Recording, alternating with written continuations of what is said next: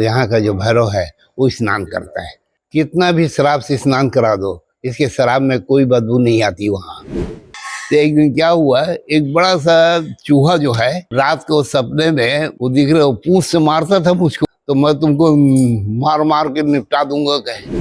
और जबकि मैं माता जी बोलते हैं कि सब खूब फल मिठाई खा रहे हैं, बोले और मैं भूखी बैठे हूँ, मुकुट नहीं पटकूंगी तो क्या करूंगी। बोले डब्बल ले जाके भोग लगवाया, भोग लगाने के बाद फूल डाल के दरवाजे पर्दा बंद किया। 2 मिनट के बाद पर्दा खोला तो लगभग 25-30% भोग बचा था और बाकी भोग समाप्त हो चुकी थी। 36,500 रुपया कहाँ से आए मेरी समझ में आज तक नहीं आई। नमस्कार, मैं नरेंद्र पांडे। क्या आप कोई ऐसा स्थान जानते हैं जहां पर 1008 शिवलिंग हो और वो मंदिर 400 वर्ष पुराना बतलाता हूँ। छत्तीसगढ़ राज्य की राजधानी रायपुर से नेशनल हाईवे 53 गुजरता है, जिसे नागपुर संबलपुर रोड भी कहा जाता है। इसी मार्ग पर रायपुर से लगभग 20 किलोमीटर की दूरी पर नवागांव है, जहां ईंटों से बना लगभग 400 वर्ष पुराना एक मंदिर है, जो देशी विदेशी पर्यटकों के लिए आकर्षण का केंद्र बना हुआ है। तालाब किनारे स्थित यह पूर्व अभिमुखी मंदिर शिव मंदिर सा प्रतीत होता है, जिसमें गर्भगृह, अंतराल एवं मंडप 3 अंग है। वर्तमान में इस मंदिर का गर्भगृह रिक्त है। बतलाते हैं कि मंदिर के शिवलिंग को पास ही बने नए मंदिर में सीमांतरित कर दिया गया है। पुरातत्व विभाग के अनुसार इस मंदिर का निर्माण 16वीं-17वीं शताब्दी के आसपास हुआ होगा।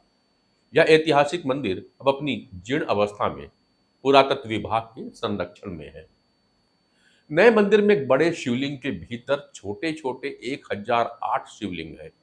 साथ ही माता पार्वती स्वरूपा मां अंबिका जी की प्रतिमा विराजमान है। इनके साथ ही 10 महाविद्या की देवियों में काली, तारा, षोडशी, भुवनेश्वरी, भैरवी, छिन्नमस्ता, धूमावती, मातंगी, कमला, बगलामुखी की प्रतिमाएं भी स्थापित की गई हैं। मंदिर में भगवान भोलेनाथ, मां पार्वती, गणेश, कार्तिकेय, नंदी, भक्त कृतमुख की प्रतिमाओं के साथ भैरवनाथ, भगवान नरसिंह और हनुमान जी अपने 5 भाइयों मतिमान, श्रुतिमान, केतुमान, गतिमान और धृतिमान के साथ स्थापित है। स्फटिक से बने 12 ज्योतिर्लिंग के दर्शन भी आप यहाँ कर सकते हैं। पत्थर से निर्मित शिवलिंग के नीचे से लेकर ऊपर तक स्फटिक मणि से बने 1008 शिवलिंग की पूजा करने के लिए दूर दूर से ग्रामीण यहाँ पहुंचते रहते हैं। कहा जाता है यह एक जागृत शिव मंदिर है। वर्तमान में मंदिर के ट्रस्टी हैं बाल मुकुंद अग्रवाल। उन्होंने मुझे मंदिर निर्माण के कई रोचक और चमत्कारिक किस्से सुनवाए हैं। मंदिर की स्थापना लगभग 350-400 वर्ष पूर्व हमारे पूर्वजों के द्वारा की गई। निर्माण कार्य 3 पीढ़ियों तक चलती रही।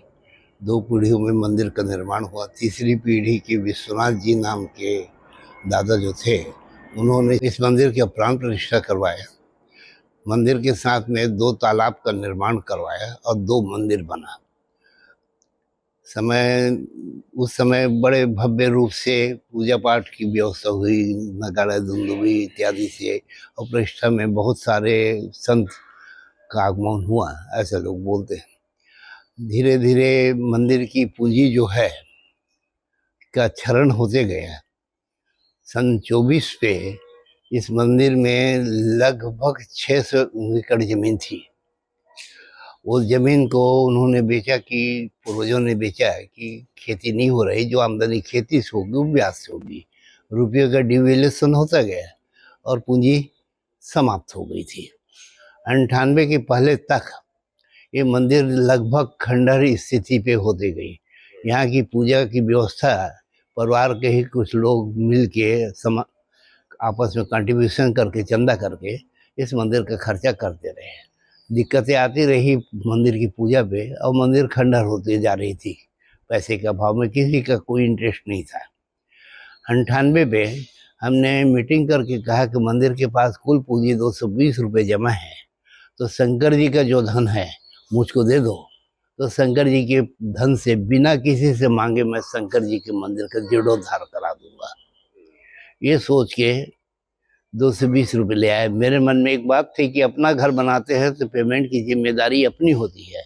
अभी शंकर का घर बनेगा तो पेमेंट की जिम्मेदारी शंकर की है। लोगों को बोलता है शंकर अपने पास से देंगे, अपने पिता के पास से ला के देंगे, कर्जा करके लाएंगे, वो पैसा लाने के लिए बाध्य है। इस विश्वास के साथ 40 मजदूर लाया और काम शुरू हुआ, जो लगातार चल रहा है। आज तक के करीब 7 करोड़ 20 लाख का काम इस मंदिर पे हो चुका है। और मंदिर के बाद पर्याप्त एफडी हो गई है। जो संघर्ष हम लोगों को झेलना पड़ा अपनी पीढ़ी को, बाद की पीढ़ी को झेलनी नहीं पड़ेगी, उसके ब्याज से ही मंदिर का खर्चा चल जाएगी। मंदिर में नियमित सेवा पे जैसे जैसे ईश्वर की प्रेरणा होती गई, विश्वनाथ जी की प्रेरणा होती गई, वैसे जीर्णोद्धार होता गया। मंदिर का जीर्णोद्धार हो, उसके बाद 10 महाविद्याओं की स्थापना हुई, क्योंकि जहाँ शिव है वहाँ शक्ति है, और बगैर शक्ति के शिव अधूरा है। शिव का इकार ही शक्ति है, इकार हटा दे तो शिव सौ हो जाता है। तो हमने ये सब निर्णय लिया कि शक्तियों की पूरी टीम यहाँ रख दी, जितनी महाविद्याएं हैं सबको स्थापित किया जाए। ये विचार आते ही सन 10 में यहाँ 10 महाविद्याओं की स्थापना हुई। उसके बाद क्रमशः 1000 शिवलिंग एक जलहरी पे, जो भारत के यूनिक पीस है। तो इस मंदिर को देख के लगता है कि यह मंदिर ना तंत्र साधना का रहा होगा। एक वैदिक ब्राह्मण को, जीतू महाराज है, संस्कृत विद्यालय का पढ़ा हुआ लड़का है, उसको बुला अपॉइंट किए यहाँ, और रोज 8 बार रुद्राभिषेक शुरू किए 98 से 8 बार प्रतिदिन।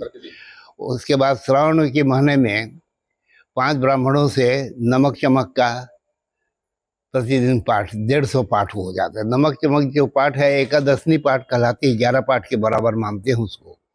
तो 1600 1650 पाठ, 150 पाठ का 11 गुना वो हो जाता है। ऐसे करके लगभग 4500 से 5000 पाठ मंदिर के दिवस होता है। पिछले शरद पूर्णिमा तक हमारा 1,91,000 रुद्राभिषेक हो चुका है मंदिर में, वो नियमित चल रही है, और जब तक के चलेगी, इच्छा होगी तब तक से चलती रहेगी। 10 महाविद्याओं में से 3 महाविद्याओं का रोज का सहस्त्र नाम का पाठ होता है। दुर्गा पाठ महीने में 1-2 बार माता जी का, 3 बार दुर्गा पाठ होता है। देवताओं की यहाँ पूजा पद्धति में हमने थोड़ा सा परिवर्तन कराया, जो परंपरागत पद्धति है, क्योंकि मंदिर का जो निर्माण है देखने से लगता है कि ये तंत्रविद्ध मंदिर रहा होगा। 50 खंभे हैं, मूलाधार के 4 दल, स्वाधिष्ठान के 6, मणिपुर के 10, विशुद्ध चक्र का, फिर चक्र का 12, विशुद्ध चक्र का 16, आगे चक्र 2, ऐसे 50 दलों के प्रति 50 खंभे हैं। मंदिर प्रांगण में शंकर जी प्रमुख देवता है। हमेशा सिद्धांत ये रहा है कि प्रमुख देवता के आसन के नीचे सहायक देवताओं की स्थापना होती है।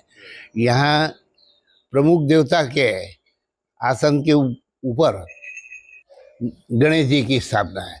यह सिद्ध करती है कि यह तंत्रविद मंदिर है। किसी भी माता के मंदिर में जो दर्शन या पूजन होता है वो अक्सर बालक रूप में किया जाता है।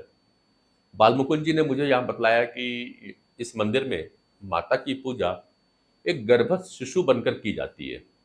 दूसरा, मंदिर के ऊपर में 2 प्रकोष्ठ बना हुआ है। शंकर जी के ऊपर में शिवारूढ़ा शिवम अर्चित, एक प्राचीन वाम मार्ग की पद्धति है कि शिवम भूतवा शिवम अर्चित, शिव बन के शिव की पूजा करो। शिवारूढ़ा शिव अर्चित, शिवम अर्चित, शंकर के ऊपर आसन लगा के शंकर जी की पूजा करो। ये प्राचीन पद्धति है। उस पद्धति के अनुसार ऊपर आसन बना है। जब ऊपर आसन में बैठते तो नीचे शंकर जी के ऊपर आसन लगा रहे हैं। पुराणों में एक कथा आती है कि एक शिव पुराण में कि एक चोर जो है चोरी करने के लिए शिव के ऊपर में कलश को पकड़ के खड़ा हुआ और उसको सारी जो मुक्ति मिल गई। किसी भी दुष्ट कर्म करने वाले को सदगति नहीं मिल सकती। उन्होंने किया ये होगा कि शिव को खड़ा होकर के घंटे के सहारे लेकर के शिव की आराधना की, इसलिए उसको मुक्ति मिली। ठीक इसी पद्धति से यहाँ आसन बना हुआ है। माता के मंदिर में ऊपर में गर्भ योनि आसन बने, योनि सामने चौड़ी, अंदर सक्रिय और गर्भ नीचे 2 फीट गहरा, ये आसन बना हुआ है। बालकवत आराधना की सब जगह पद्धति है। यहाँ माता के गर्भ शिशु बन करके माता की आराधना की पद्धति है। वहाँ बैठते हैं तो मातृगर्भ में प्रविष्ट हो जाते हैं और प्रविष्ट होकर मातृगर्भ में माता के गर्भ शिशु बन के माता की आराधना करने की पद्धति यहाँ बन से स्थान बना हुआ है। वहाँ एक अनुभव ये रहा है कि आप कोई भी व्यक्ति 6 घंटे की आराधना लेके 5 घंटे की आराधना लेके वहाँ बैठना शुरू कर दे, 4 रोज के बाद एक सांप आ जाता है वहाँ, और उसके 3-4 रोज के बाद वो सांप अपना फन साधक की गोद में रख देता है और उसको कहीं कोई भय नहीं होता। ऐसा इस तरह के एक सिद्ध स्थल है ये। मंदिर के गर्भगृह में विराजे शिवलिंग की कहानी भी बड़ी रोचक है, सुनिए जुबानी बालमुकुंद जी की।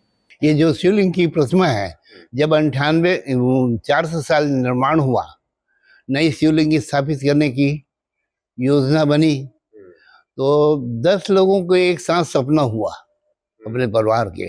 उन्होंने कहा शंकर जी ने कि मैं सीताफल के बगीचे पे इस जगह दिखाए, यहाँ मैं जमीन के अंदर 4 फुट नीचे पड़ा हुआ हूँ, उसको मुझको उखाड़ लो, वहाँ उस मंदिर में स्थापित करो। उसके बाद सुबह सुबह 3 बजे जब उठे, सबने बताया कि हमको सपना दिया है, हमको सपना दिया, हमको भी हुआ है। तो बोले एक एक आदमी 10-10 मिनट के अंतराल में आप जाते जाओ उस जगह पे, जहाँ तो पता लग जाएगा कि सही जगह सपना है कि नहीं।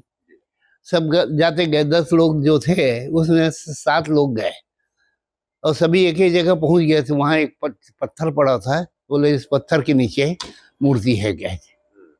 उसको खुदाई करने के लिए बोले, खुदाई किए वो लोग, तो बड़ी सी जो जलहरी है और शिवलिंग ये वहाँ जमीन पे आड़ी पड़ी हुई मिली। तो जमीन से 400 साल से मूर्ति तो 350 साल से यहाँ है, और पता नहीं कितने साल जमीन के अंदर रहा होगा, वो भगवान विश्वनाथ ही जाने। वहां से निकाल के लाए, फिर यहाँ प्रतिष्ठा किए। मंदिर में शिव जी की प्रतिमा के साथ साथ भैरव जी की प्रतिमा भी है। जब भैरव जी की बात होती है तो उज्जैन के काल भैरव की चर्चाएं तो होती ही हैं, जो मदिरा प्रेमी है, जिन्हें शराब पिलाया जाता है। ये कहावत कहानियां आपने सुनी और बहुतों ने पिला के भी आए होंगे।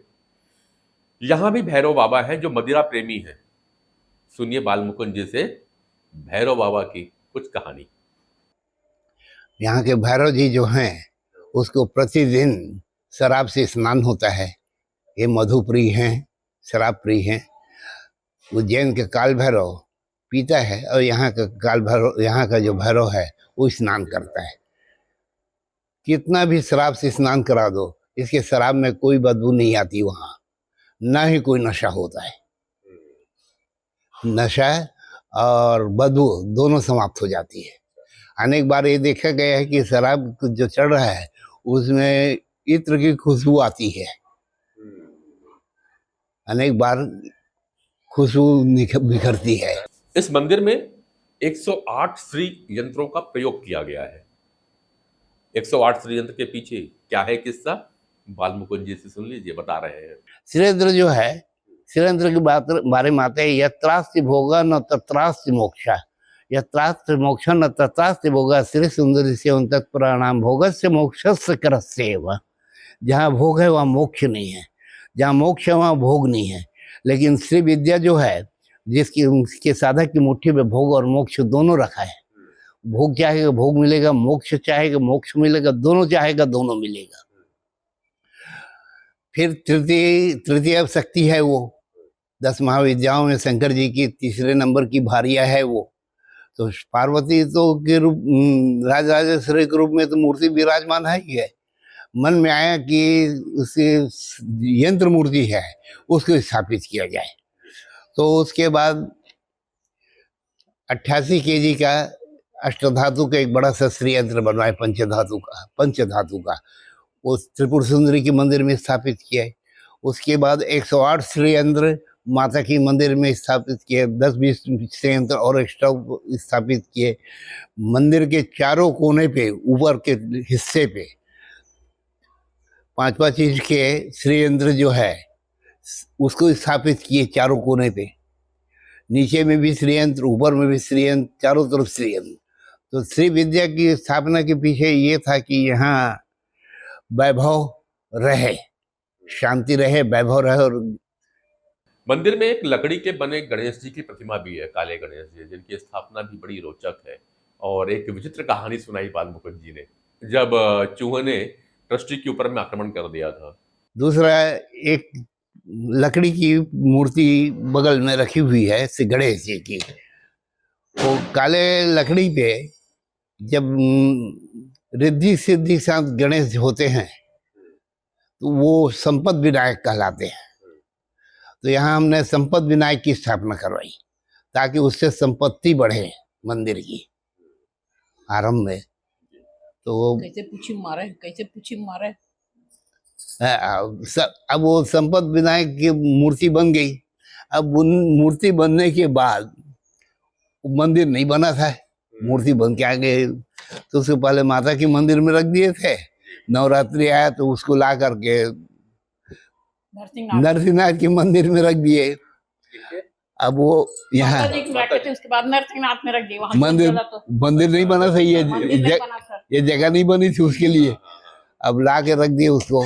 तो एक दिन क्या हुआ, एक बड़ा सा चूहा जो है रात को सपने में वो दिख रहा, पूंछ से मारता था मुझको। वो बोलता है कि तुम मेरे को नरसिंहनाथ के चरण में रखने के लिए लाए हो क्या? बोले कि परसों नरसों 3 दिन के बाद गुरु पूर्णिमा है, गुरु पूर्णिमा के दिन तक मुझको अपने स्थान में रखवा दो। अगर नहीं रखते हो ना तो मैं तुमको मार मार के निपटा दूंगा। कहे अब सुबह उठा तो पूरी पेट में सब धारियां पड़ी हुई थी मार की, सिहर रहा था दर्द से। तो यह जो मार्बल का काम किया था उसको फोन किया है कि भाई जी, बोले क्या कर रहे हो? बोले काम में जा रहा हूँ। बोले तुरंत आओ, यहाँ एक बहुत बड़ा काम है। क्या है? वो तुरंत आया। वो चेलक नाम का था मिस्त्री। मैं बोले ये जो काम है, इस मार्बल का टुकड़ा पड़ा हुआ है, उसको चिपका चुपकी को बना दे भैया गणेश जी की स्थापना। और गुरु पूर्णिमा के 3 बजे के पहले मुझको तैयार करके दे दे। मैं बोला 3 बजे के बाद उसको 4 बजे के बीच में स्थापित करना है, और नहीं तो मार डालेगा वो चूहा, पूंछ से मार मार के। पीठ की जो धारियां थी, पैर की धारियां थी, वो तब तक के मिटी नहीं थी। और दर्द से मैं बेचैन रहा 3-4 दिन तक, खूब वेदना। अब वो 4 बजे वो ला के बोले कि इसका कितना चाहिए लोगे आप मजदूरी? तो बोलेगा आप कितना दोगे? बोलो जो बोलो उसमें 500 रुपये ऊपर दूंगा। मैं बोला तो बोले 3000 दे देना। बोले ये 3500 खाली प्लेट तो चिपकाना है काट के। और 2:45 बजे वो बोल दिए तैयार हो गए भैया, अब जाओ दो। माँ बोल तुरंत आए और उसको बाबा को गणेश को ला के वहाँ स्थापित किया। और स्थापित करने के बाद जितनी दर्द थी बदन का सब खत्म हो गया। यानी 3 दिन तक के दर्द से बहुत बेचैन रहा मैं, जैसे कोई कांटा चुभा रहा हो पूरे बदन में, इस ढंग का पीड़ा। तो ये मंदिर जो है अपने आप में विलक्षण है। बाल मुकुंद जी ने मुझे एक बात और बतलाई जो बेहद ही अद्भुत थी। दरअसल मंदिर में विराजित धूमावती माता जी एक बार नाराज होकर अपना मुकुट फेंक दिया था। जानिए क्यों? प्रत्येक शनिवार को प्याज की भजिया का भोग लगाया जाता है उनको। यहाँ धूमावती जी जो हैं उसको तामस भोजन प्रिय है, लहसुन प्याज मिर्ची भजिया यही सारी चीजें प्रिय है। कुछ वर्ष कोरोना काल के 2 साल पहले तक यहाँ फल मिठाई की भोग लगती थी, मिर्ची भजिया वगैरह नहीं लगाते थे। एक दिन 6 बजे गया तो मुकुट पहनी हुई थी। 6:30 बजे के बाद रायपुर का पुरानी बस्ती के ओझा जो है ब्राह्मण दर्शन करने आए। वो देखा तो बोलते अग्रवाल जी वो मूर्ति मुकुट गिर गई है, अब उसको देख लो का है। जाके देखा तो कांच के पास मूर्ति पड़ी थी और 3 इंच डायर का जो गुलाई है वो पीछे के आधा इंच हो गई थी। सिर से गिरने के बाद 3 इंच का 2.5 इंच नहीं हो, आधा इंच नहीं हो सकता, 1.25 इंच नहीं हो सकता। ऐसा लगा कि किसी ने जोर से कांच पे मारा है। गुस्से में फेंकी थी। गुस्से पे। तो हमने कहा कि ऐसे भी क्या गुस्सा है माता जी, मुकुट फेंक रही हो, ऐसा करके उससे बोला। और वहां से आके बैठा हुए हैं, और 10 मिनट के बाद तंद्रा आ गई, नींद आ गई, झपकी। और झपकी में माता जी बोलते हैं कि ये सब खूब फल मिठाई खा रहे हैं बोले, और मैं भूखी बैठी हूँ, मुकुट नहीं पटकूंगी तो क्या करूंगी बोले। तो उन्होंने कहा कि आज के बाद अभी हम लगवाते हैं प्याज भरती मिर्ची भजिया सब रायपुर से मंगवा, ये मंदिर होटल से मंगवा के। मंदिर में प्याज लहसुन बनती नहीं, मंगा के भोग लगाते हैं आपको, और हर महीने पहले हफ्ते हम लगा दिया करेंगे। अब वो चलता रहा। कोरोना काल में घर में बना लेते थे, और लहसुन की चटनी पिसवा के प्याज कटवा के लगवा देते थे। इस पिछले महीने शिवरात्रि के समय भूल गए उसको, 5 तारीख तक के। 5 तारीख की याद है तो बोले कि 8 तारीख को भंडारा होगा शिवरात्रि में, उसमें ज़्यादा बनवा देंगे और भंडारे में बढ़ जाएगा, ये बोल दिए। रुक गया। 8 तारीख हुआ, 9 तारीख के 4 सुबह, भंडारा था उस दिन, और 9 तारीख बनाए। 9 तारीख के सुबह 5 साढ़े 5 बजे तक की पूजा हुई, 6 बजे तक की। रात भर की थकान थी, साफ सफाई और इसमें वो भूल गया। 10 तारीख को ये उस कमरे में लेटी हुई थी, बगल के कमरे में, तो उठी 4 बजे और एक डब्बा भजिया बनाई, और पंडित जी को बोले कि लहसुन मिर्ची की चटनी बना के प्याज कटवा के भोग लगा दे। डब्बा ले जाके भोग लगवाए। भोग लगाने के बाद फूल डाल के दरवाजे पर्दा बंद किया। 2 मिनट के बाद पर्दा खोला तो लगभग 25-30% भोग बचा था, और बाकी भोग समाप्त हो चुकी थी। आज तक हमने कभी माता को या किसी देवता को भोग ग्रहण करते नहीं देखा है। फूल डाल के प्रसाद मान के ले लेते हैं। पहली बार है जीवन में कि हमने देखा कि माता ग्रहण भी करती है। तो वो भी नहीं देख रहा था कि 2 लेयर खत्म हो गया, 1 लेयर बचा है। तो मैं उसको बोल रही हूँ, जीतू रास्ते में बांटते बांटते आया है। तो वो बोल रहा है, दादी कभी तेरे कहने के पहले मैं बांटता हूँ क्या, आपके पास तो लाया हूँ। अरे इसका तो खर्चा कम से बचे, किसका ले गए, मत लेके रहे हूँ, इतना बचे। अरे 2-2 बांटे सबको। उसके बाद दाऊ जी फिर 200 का मंगाए, बोले अगर तेरी माँ खाने वाली रही होगी और पर्दा जल्दी खोल दिए होगे शायद, और भोजन करती। मैं बोला जा भैया 200 रुपए का और प्याज बड़ा वगैरह लेके आए करके भूख लगा। वो जो करते होता है, टुकड़ा नहीं खाई, वो नहीं खाई, उसका पूरा हो गया था। दाऊ जी के मन में वही आया कि अगर कहीं अगर और खाती तो हम लोग साथ ले आए। तो उसके बाद अब 4 शनिवार को कर दिए हैं। आज बनाएंगे। तो शनिवार उसका दिन होता है, हर शनिवार को लगा दिया करो भैया माता रानी को भोग प्याज मिर्ची का। या तो घर में बनाएंगे लहसुन प्याज की चटनी पिसा देंगे, क्योंकि तेल घी में तो यहाँ बघाड़ते नहीं, पिसा देते हैं, उसके साथ लगा खा ले माँ करके रख देते हैं। मंदिर में एक समाधि स्थल है और इसकी भी एक रोचक कहानी है। 98 में यहाँ सबसे पहले हमने जोत जलाने का काम शुरू किया माता का। एक दिन ऐसी स्थिति बनी पहले दिन ही कि जोत बुझने लगी, सभी जोत। रात भर जोत की बत्ती हटाते रहे, तेल दूसरा बदले, लेकिन उस थमने का नाम नहीं ले रहा। ऐसा लगता था कि बुझ जाएगा। 4 लोग 80 जोत जल रही थी, 4 लोग रात भर भिड़े रहे। सुबह हमने कहा कि एक जो तालाब में नहा रहे हों 8-10 साल के 1-2 बच्चे हैं, उनको लेकर आओ करके। उनको ला के पूछा कि आप जो भी हो सकती हो, आप बताइए कि कौन हो आप और जोत क्यों बुझ रही है। तो बच्चे जो है उसमें से एक बच्चा जो है उत्तर प्रदेश की भाषा में बोलता था। वो उन्होंने कहा कि हम 98 की बात है, 320 साल पहले हम लोग 3 साधक यहाँ रहे, और श्रावण के तीसरे सोमवार को हमने एक साथ समाधि, जीवित समाधि ले लिया था। इस जगह पे जहाँ हमारी समाधि का स्थल है, एक समाधि का, वहाँ हम शांति से रह रहे थे। आप आग लगा करके हमको उत्तेजित कर रहे हो, हम कोई भी जोत नहीं जलने देंगे। हमने कहा आप कैसे साधक हो ईश्वर के, जो माता की जोत बुझा दे वो साधक नहीं हो सकता, वो राक्षस होगा। मैं बोला एक साधकों का, सन्यासियों का, संतों का ये लक्षण नहीं कि वो माता की जोत बुझा दे, उसकी वो सुरक्षा देता है। आप कृपया सुरक्षा दीजिए, यदि हमने कोई त्रुटि की है तो इसकी सजा हमको दीजिए। आप पहले जो आज बता रहे हैं वो पहले बता सकते थे, नहीं जलाते। तो बोला कि आप हमको बताइए, आपके कहने से हम नहीं मानेंगे। मैं बोला हम खुदाई करके देखेंगे, अभी 3 समाधि जो स्थल है वो आप हमको बताइए। तो लड़का उठ के जाके बताया कि ये बाड़ी में एक है, एक ये है और एक पीछे तालाब पे है।